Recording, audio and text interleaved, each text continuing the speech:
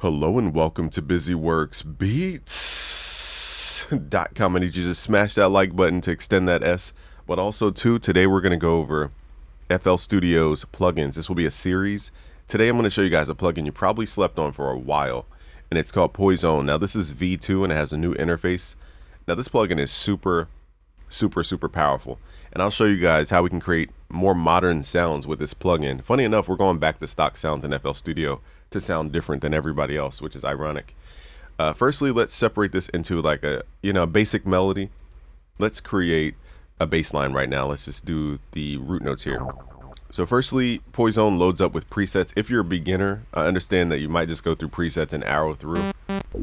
It's one way to use it, which is completely fine because it saves a lot of time. You can click here and go through the presets as well. So you can go to pads.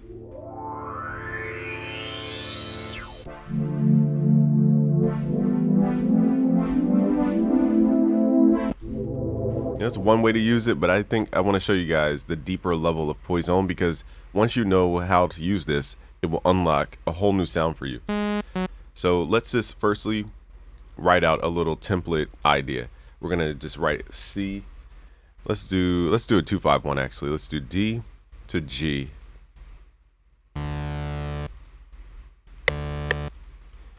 And so we're gonna make this a little bit more jazz focused. And then let's do B to E to A.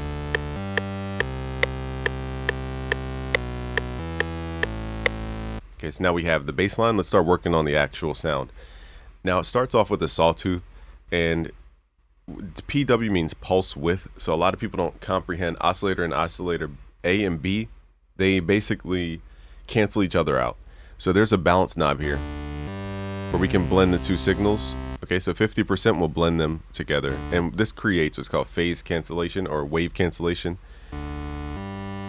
Okay, and we could change what's called the pulse width to change the way those sounds are canceling each other out.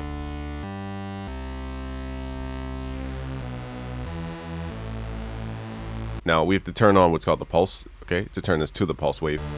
So by default, I was wrong. So by default, it's a sawtooth. To make it a pulse, we click this button here. So let's do that for both, just to show you guys how the waves cancel. And as I detune, you're gonna hear like a wobbly sound. That's because the volume's canceling and dropping out. So that's how a lot of people create really unique bass that doesn't sound modulated. It's because the oscillators themselves are creating the modulation.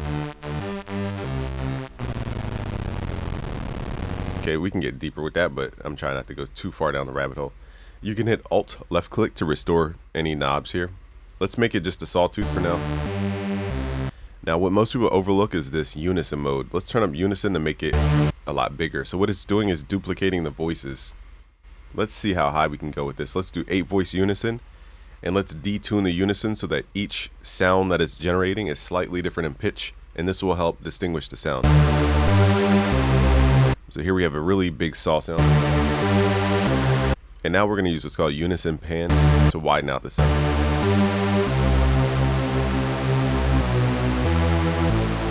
Now that we have the sound big, we can start using these filters to shape the sound. So now that we have the harmonic content, we can filter it out. By default, this is a low pass filter. LP stands for low pass. So let's say I want to muffle the sound.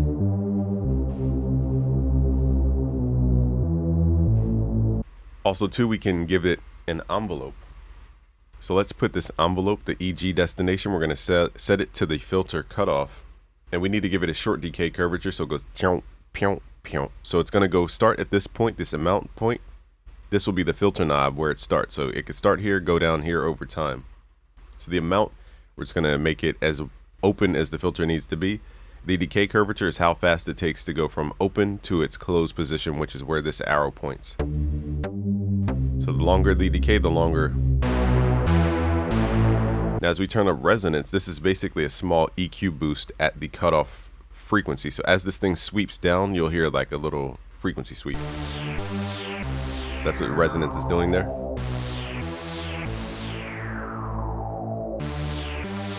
Now this is a key sound to the modern like yeet. Is the resonance. Let's also lower the cutoff filter. One more thing, let's pull this octave down. Let me see what this octave button does.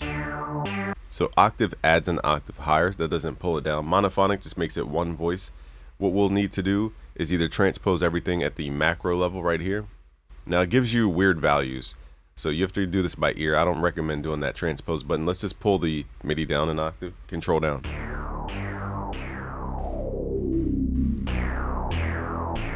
Now we also have an LFO that we can use to modulate stuff. Let's add an LFO here. Let's make it a pulse shape and let's have it modulate the filter cutoff.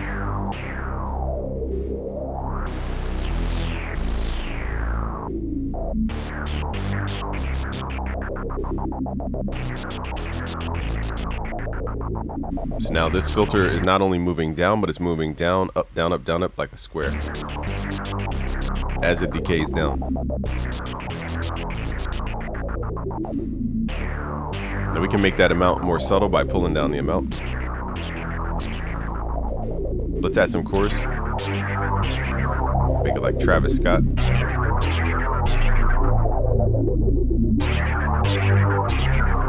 Let's lower the filter amount.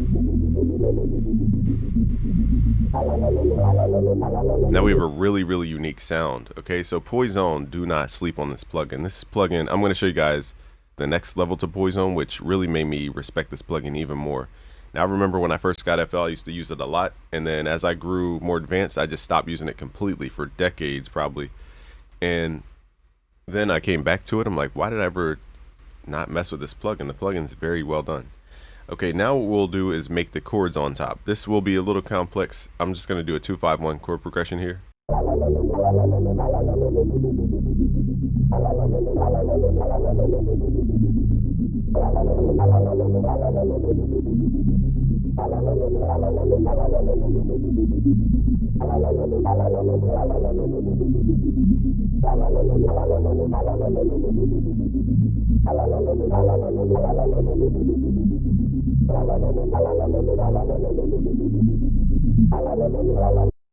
So I'm making a 2-5-1 in the key of C major, and then we'll do a 2-5-1 in the key of A natural minor, the relative minor. Let's add this over here. So you don't need to understand the music theory here. This is just for showing you guys what it could sound like when you really stack these sounds. Let's make this E, and then let's do B minor ninth, or no, B, sorry, not minor.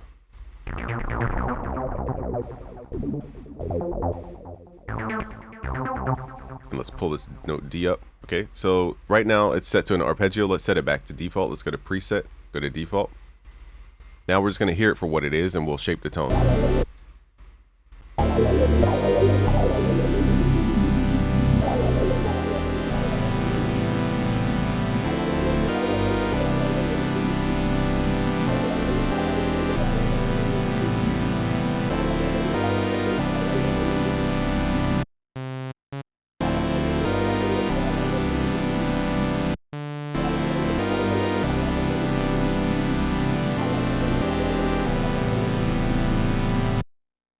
Okay, so now we have the tone. Now let's start shaping this. So a sawtooth has a lot of frequencies in it. I believe they're even harmonics.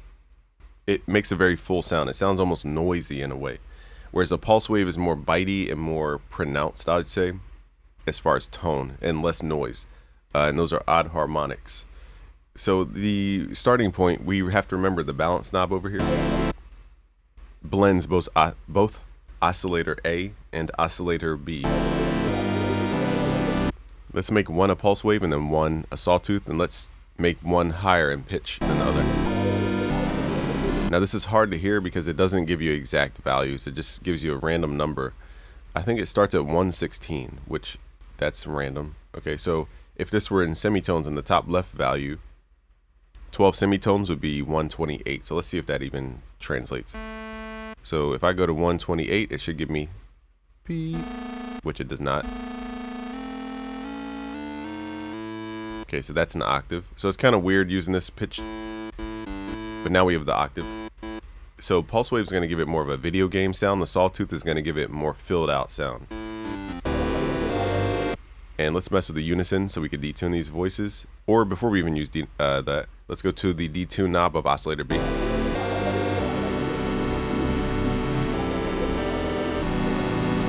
Now it's very noisy, so let's see. See how the square wave is more pronounced, whereas the sawtooth is more noisy. So I actually prefer the pulse wave sound. One thing I skipped over here is the glide time. Let's turn this up. This will create like a portamento slide. So it goes wee wee.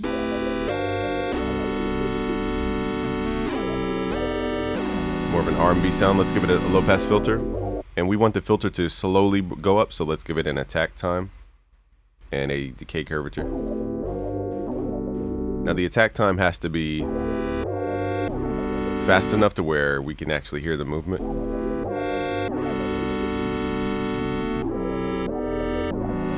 But slow enough to where we feel it.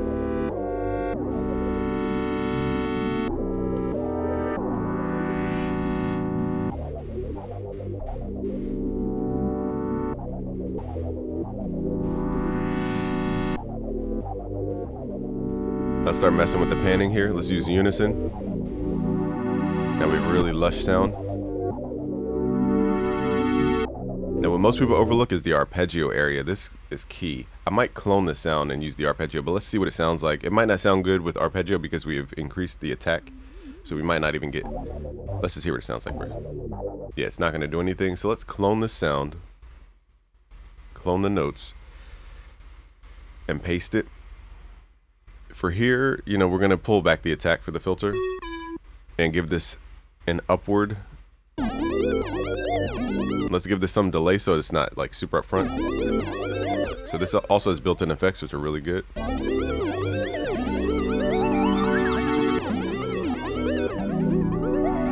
Let's add some chorus here to widen it out.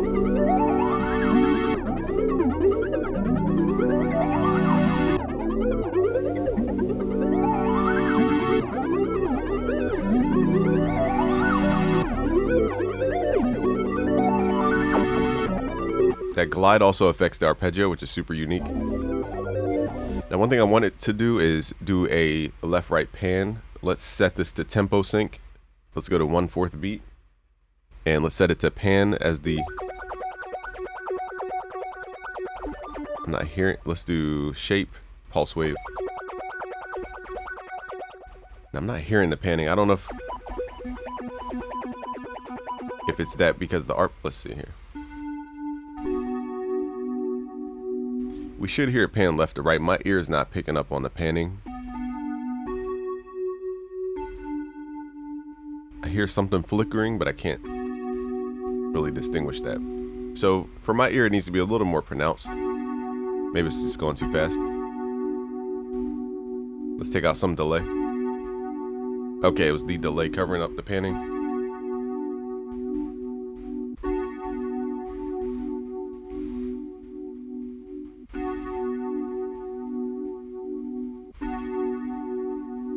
Okay, so now it's going left and right. It's very subtle, but it's going left and right. I think because it's already chorused. There we go. So if you take off all the widening effects, you can really hear it. Now let's see if that blends in with the arpeggio. It kind of re-triggers, so that kind of takes the point away from that.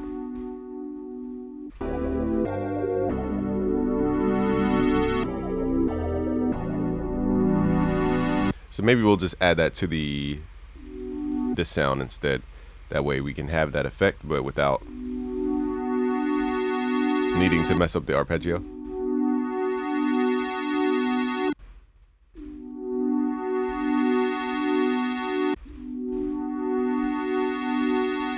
All right, so there we have that. Okay, so now we have both. Let's turn this down. Let's turn the arpeggio back on.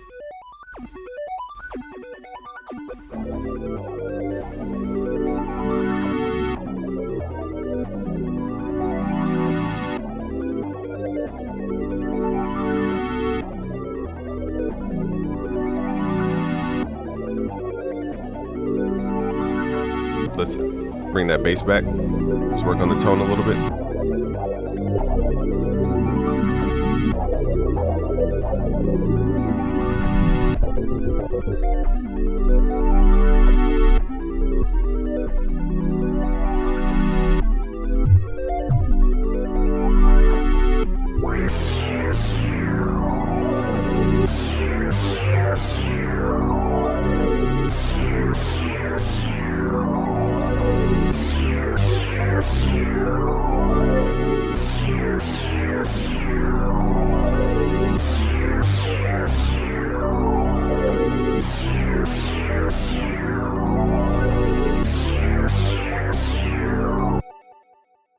Even though we're playing the right bass notes, for some reason it sounds out of key. It's weird. I don't know why the bass sounds different. I'm trying to recall, did we do anything to the tone? I can't recall doing anything to the tune.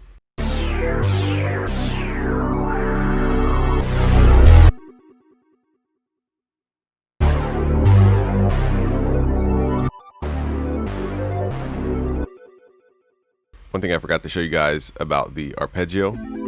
I might redo that bass. I'm not sure why it sounds out of key. There's a trance gate. If you turn the wet level up for the trance gate right here in the bottom right, this thing is a beast because it adds a rhythm over top of the arpeggio, so you can create these really unique bounces.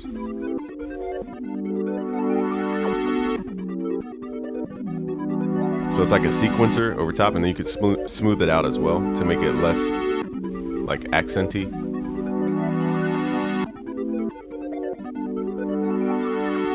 And then we can always automate this stuff over time. So let's right click, create an automation clip.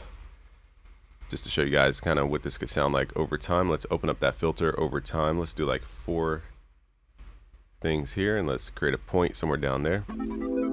So listen to the arpeggio open up with bitiness.